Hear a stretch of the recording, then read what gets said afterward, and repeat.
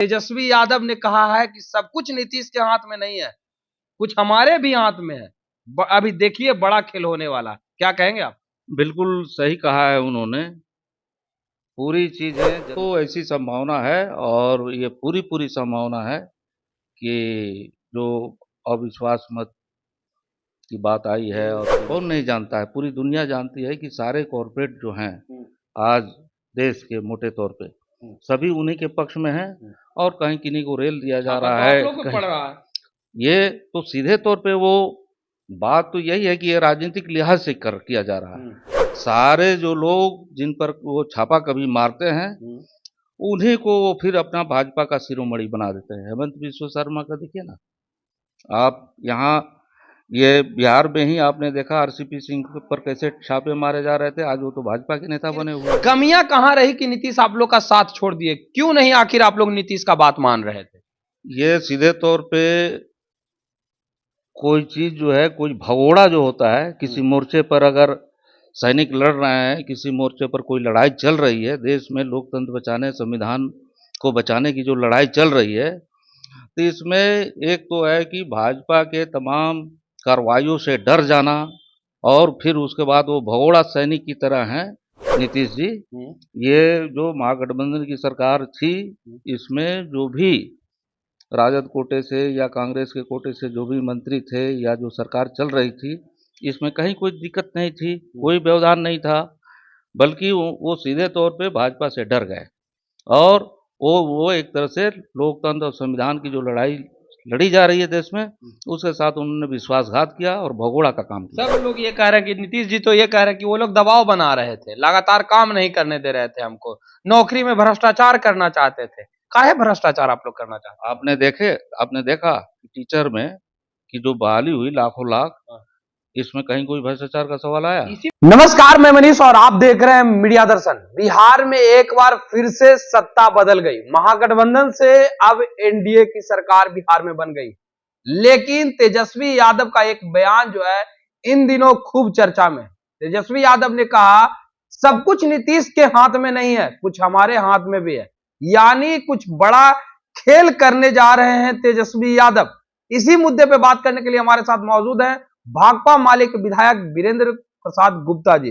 वीरेंद्र जी, क्या लगता है, तेजस्वी यादव ने कहा है कि सब कुछ नीतीश के हाथ में नहीं है, कुछ हमारे भी हाथ में है। अभी देखिए बड़ा खेल होने वाला, क्या कहेंगे आप? बिल्कुल सही कहा है उन्होंने। पूरी चीजें जनता के हाथ में है, और जनता जिसको अपना स्वाभाविक प्रतिनिधि मानती है, नेता मानती है, उसके हाथ में भी चीजें होती हैं। तो ऐसी संभावना है, और ये पूरी पूरी संभावना है कि जो अविश्वास मत की बात आई है, और फिर उसके बाद में विश्वास मत लाने का जिस दिन तय हुआ है, उस दिन कोई बड़ा बात हो सकता है। ये पूरी पूरी संभावना है, और ये बिहार की जनता के लिए, देश की जनता के लिए ये सबसे बेहतर होगा। और बिहार में, देश में जो संविधान बचाने की, लोकतंत्र बचाने की तमाम जो पिछड़े हैं, गरीब हैं, दलित हैं, आदिवासी हैं, जो धर्मनिरपेक्ष ताकतें हैं, उनके हित में ये अच्छा होगा। अगर बात की जाए तो ये गोपाल मंडल का बयान सुन लें। उन्होंने तो कह दिया कि तेजस्वी यादव और मीसा भारती की क्या गलती है, गलती तो उनके पिता और मां का है। हमको कोई 500 करोड़ रुपया देगा तो वो भी हम रख लेंगे, लक्ष्मी कोई लौटाता थोड़े है। तो कहीं ना कहीं ये समर्थन तो के रूप में तो नहीं ना है कि वो आरजेडी को समर्थन कर रहे हैं, तेजस्वी यादव का समर्थन कर रहे हैं। क्या लगता है, गोपाल मंडल कुछ बड़ा खेल कर देंगे क्या?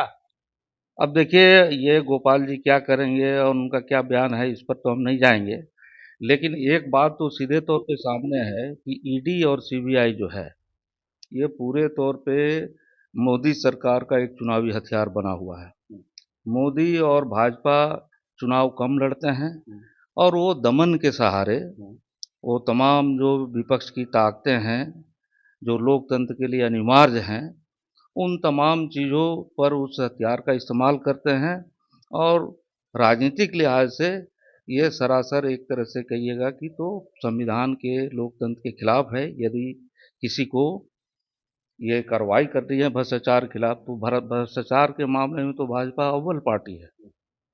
ये कौन नहीं जानता है, पूरी दुनिया जानती है कि सारे कॉरपोरेट जो हैं आज देश के मोटे तौर पे सभी उन्हीं के पक्ष में हैं और कहीं किन्हीं को रेल दिया जा छापा रहा तो आप है, लोग पे कहीं पड़ रहा है। ये तो सीधे तौर पे वो बात तो यही है कि ये राजनीतिक लिहाज से कर किया जा रहा है। सारे जो लोग जिन पर वो छापा कभी मारते हैं उन्हीं को वो फिर अपना भाजपा का शिरोमणि बना देते हैं। हेमंत बिश्व शर्मा का देखिए ना आप, यहाँ ये बिहार में ही आपने देखा आरसीपी सिंह पर कैसे छापे मारे जा रहे थे, आज वो तो भाजपा के नेता बने हुए हैं। तो ये तो पूरे देश में उनका खेल है कि जो लोग भी राजनीति के रूप से कहीं भी विरोध करते हैं मोदी सरकार का, भाजपा की नीतियों का, कार्यक्रमों का, कि ये देश के खिलाफ में है, संविधान के खिलाफ में है, लोकतंत्र के खिलाफ में है, उन पर वो कार्रवाई करते हैं और सरेंडर कर दिया तो सबसे अच्छे हो गए। ये बंगाल में भी आपने देखा, असम में भी देखा आपने, पूरे कर्नाटक में भी एक समय में देखा है, सब जगह आपने देखा है। आखिर और कमियां कहाँ रही कि नीतीश कुमार ने आप लोगों का साथ छोड़ दिया? कितना अच्छे तरीके से सरकार आप लोग चला रहे थे, फिर आखिर कमियां कहाँ रही कि नीतीश आप लोग का साथ छोड़ दिए? क्यों नहीं आखिर आप लोग नीतीश का बात मान रहे थे? ये सीधे तौर पे कोई चीज जो है, कोई भगोड़ा जो होता है, किसी मोर्चे पर अगर सैनिक लड़ रहे हैं, किसी मोर्चे पर कोई लड़ाई चल रही है, देश में लोकतंत्र बचाने, संविधान को बचाने की जो लड़ाई चल रही है, तो इसमें एक तो है कि भाजपा के तमाम कार्रवाइयों से डर जाना और फिर उसके बाद वो भगोड़ा सैनिक की तरह हैं नीतीश जी। ये जो महागठबंधन की सरकार थी, इसमें जो भी राजद कोटे से या कांग्रेस के कोटे से जो भी मंत्री थे या जो सरकार चल रही थी, इसमें कहीं कोई दिक्कत नहीं थी, कोई व्यवधान नहीं था, बल्कि वो सीधे तौर पे भाजपा से डर गए और वो एक तरह से लोकतंत्र और संविधान की जो लड़ाई लड़ी जा रही है देश में, उसके साथ उन्होंने विश्वासघात किया और भगोड़ा का काम किया। सब लोग ये कह रहे हैं कि नीतीश जी तो ये कह रहे हैं कि वो लोग दबाव बना रहे थे, लगातार काम नहीं करने दे रहे थे हमको, नौकरी में भ्रष्टाचार करना चाहते थे। काहे भ्रष्टाचार आप लोग करना चाहते आपने देखा कि टीचर में कि जो बहाली हुई लाखों लाख, हाँ। इसमें कहीं कोई भ्रष्टाचार का सवाल आया? इसी में तो भ्रष्टाचार नहीं हुआ जिसकी वजह से नहीं, ये कहीं भ्रष्टाचार का सवाल आया? तो भागा कौन? भागा कौन?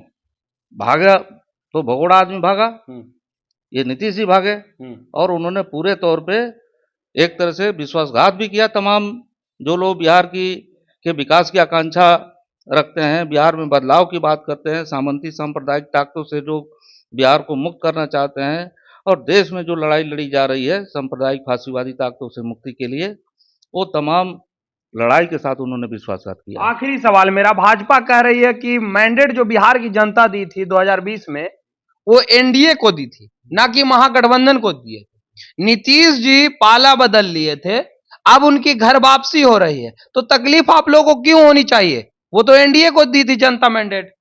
जनता ने जिस भाव से आपको लोगों को वोट किया, एक जमाने में नीतीश जी जो थे राजद के साथ चुनाव लड़े और वो भाजपा के पाले में चले गए थे, तो वो सही था। जब जो परिस्थिति आती है और उस आधार पर जब देश में पूरा खतरा फासीवाद का है, इस दौर में यदि जनता का दबाव था नीतीश जी पर कि ये देश को बचाने के लिए, लोकतंत्र को बचाने के लिए आपको ये जो महागठबंधन है, जो इंडिया गठबंधन है, उसके साथ रहना चाहिए, तो वो उन्होंने इसमें एक तरह से शिरकत किया था।